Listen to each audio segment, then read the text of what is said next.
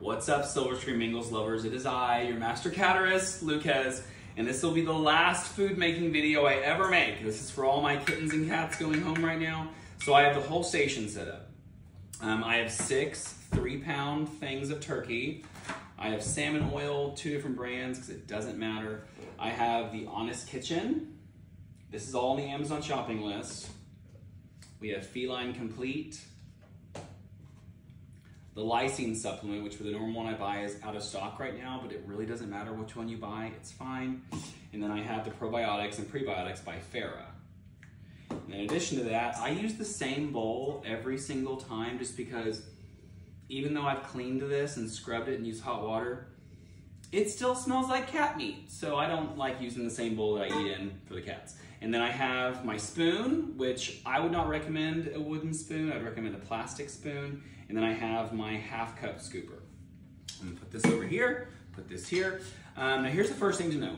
Bengals, when they eat an all raw diet, which is what I recommend, is all raw, they need between 3% to 5% of their body weight every single day in meat, which means if you had a 10-pound Bengal, which is not, they'll get bigger than that, the girls might stay about that small, but if you had a 10-pound Bengal, they would need half a cup of food to eat every single day. Now, right now, their current diet, they eat 2/3 raw and 1/3 kibble, which is the blue kitten kibble, which you can find on Amazon.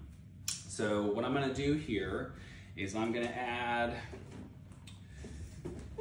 3/8 of a cup of Honest Kitchen. I'm gonna open it up. And again, I use the same things all the time, so this cup just stays in there. This is 1/8 of a cup. So I'm gonna, it's 1/4 of a cup. So 3/4 of a cup of this is gonna go on top. 1, 2,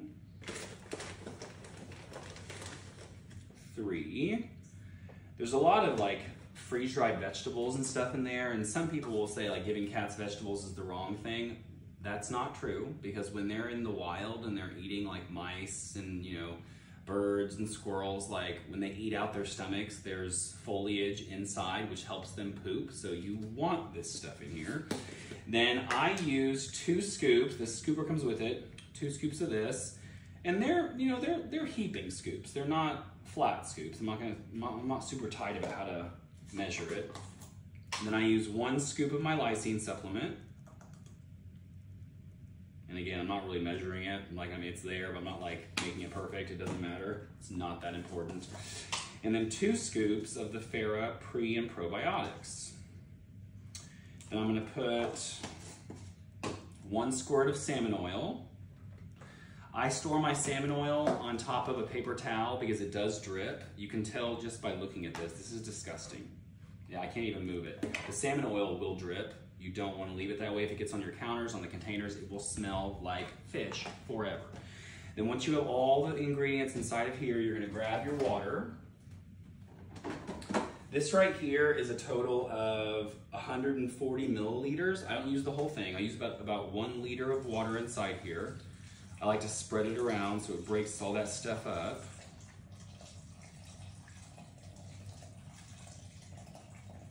That's usually when I stop.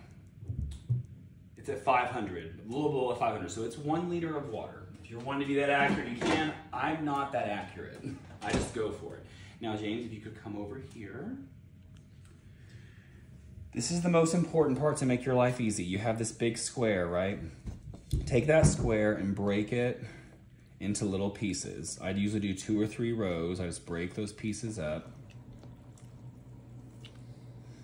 Just as a side note while I'm doing this, so I feed them raw in the morning and I feed them kibble in the evening. Right now, they're eating 4 times a day just because we have, you know, a family of cats and not everyone eats the exact same time. If I do 2 times a day, people will throw up and stuff. But for you, as a new kitten owner, you can give them their meat in the morning, maybe the late morning, and their kibble in the evening. They'll be just fine. And once it's all broken up, and I'm still just working on breaking up the pieces. I'm not doing my little fancy moves yet. But be very slow and meticulous. If you go fast, you're gonna splatter stuff everywhere, which is disgusting.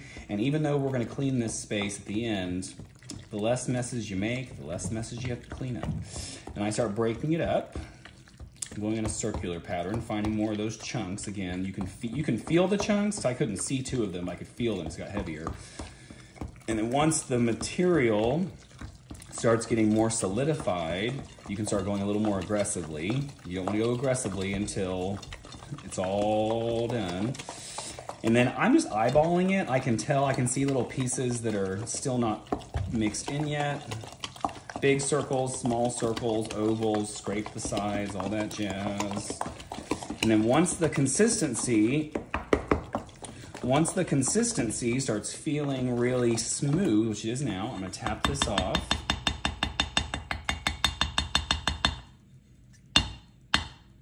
Place this over here in the sink. Grab your container, your scooper, and these are the containers that are also on the Amazon shopping list, so you'll have no problem finding them. And then what I do, scoop, and it's not perfect, 1, 2, 1 there. 1, 2, and 1 there. Now, because I recommend doing this all at once because it saves you time, what I would recommend, look at me. What I'd recommend you doing is doing what I'm doing, making like 6 of these at once. It takes me literally under 45 minutes to make all 6. And then what you do is you freeze all the ones that you're not gonna use. So look back down here again. So I'm gonna take this cup, I'm gonna smush these down to make sure they're nice and smooth so that when they freeze in the freezer, they don't freeze in an awkward way or with water everywhere. And then take your containers, mix them up, boom. And then I would put, usually, if you put these in the freezer and you take them out, it takes about 3 days to fully thaw. So what I would do, like if you have a brand new kitten, you're not gonna go through this food in 3 days. Like this is way too much food for a small kitten in 3 days. But what I would do is that you have to kind of watch how long it takes your kitten to eat the food and your cat to eat the food. And once you know how fast they're eating it, you bring that container out 3 days before you're gonna need it. Now, things to think about when it comes to Bengals. Every Bengal, just like every human, is very different in what they can handle. This diet right here, the 2/3 raw and the 1/3 kibble, is working for all of my cats right now. However, your cat might be able to take a little bit more kibble or a little bit more raw. Again, I recommend all raw, and the reason why is because when you see animals with like crusties on their eyes or crusties on their buttholes or like in their noses or like dirty teeth, that's from eating kibble. And when you give them all raw, all of those issues go away. Their eyes become crystal clear. They don't get any goopies on there. And on top of that, the closer you are to raw, the less their poop smells. And when you're on an all raw diet, their poops will never smell. And you have to remember that they're obligate, there's an O word, carnivores. They need meat. They want meat. And this costs less money to make yourself than paying for kibble. If I was to make my meat, it would probably cost me, like, this is like $80 worth of meat. It would cost me like $120 to get enough food to supply what they need in kibble. And so being on an all raw diet is not only healthier for them because of their eyes, their buttholes, their nose, their teeth, but also Bengals have shorter colons than average cats. So they're not designed to eat all kibble. If you put your Bengal on an all kibble diet, you're risking not only their health, because the most common disease that cats have is urinary tract infections, because cats don't have a habit or an instinct to drink water. So even if you have a water fountain up with kibble, they're not gonna get the amount of water they need. They need it inside of meat and inside of blood. Cats don't drink water, they eat meat, and that's where all their water supply comes from. What else should I tell you guys? Bengals can eat chicken. If you're making chicken one night, you're cutting up chicken breasts and dicing into pieces, dice a few if you're Bengal, put it on the floor. If you're making, not on the floor, but on a plate on the floor. If you're making a salad and there's spinach or celery or no peppers, anything super neutral, like if you like shredded carrots or something, like a neutral food that doesn't have any spice to it, Bengals can eat that. When I finish my ice cream bowl, I always let my cat lick the ice cream bowl. Not a problem, doesn't cause them any issues. I do the same thing with all the breads I make. Like when I make banana bread, the Bengals always want to lick the crumbs off the plate for the banana bread. So that's fine. Any type of meat from chicken to beef to tuna, I wouldn't recommend pork. I've never given pork to my Bengals ever, but they've had beef, they've had chicken, they've had turkey, they've had tuna. They'll have to play with it. Just play with their diet.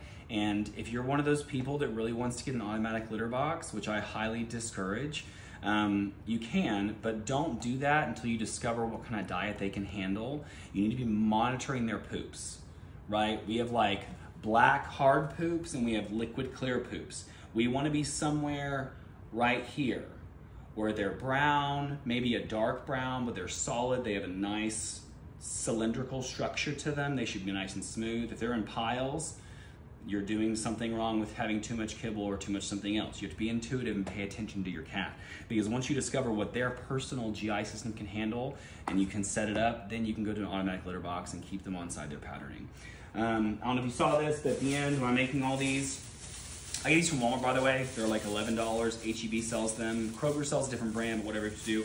I put them inside of this double lined bag and I just stack these on top of each other, and I can usually fit like up to 8 inside here. Seal it up, throw it away. Don't put it inside your trash can, it'll smell like trash. Seal it in a separate bag, it'll be double sealed, and you'll be good to go. All the links for these products are inside the Amazon shopping list, which will be down at the bottom of this video inside the description. In the event that one of the social media platforms won't let me post that, just send me a DM and I will send you the link to the Amazon shopping list. And you don't have to have one of my cats to get that. If you want to go on this diet and you just want my cat's diet, please reach out to me. But other than that, this is probably the last informative video besides training we will ever do. So thank you all for supporting Silver String Bengals, for supporting me, for supporting my family, and for bringing a beautiful home to all these amazing cats. You guys have a great day. Master Lucas checking out.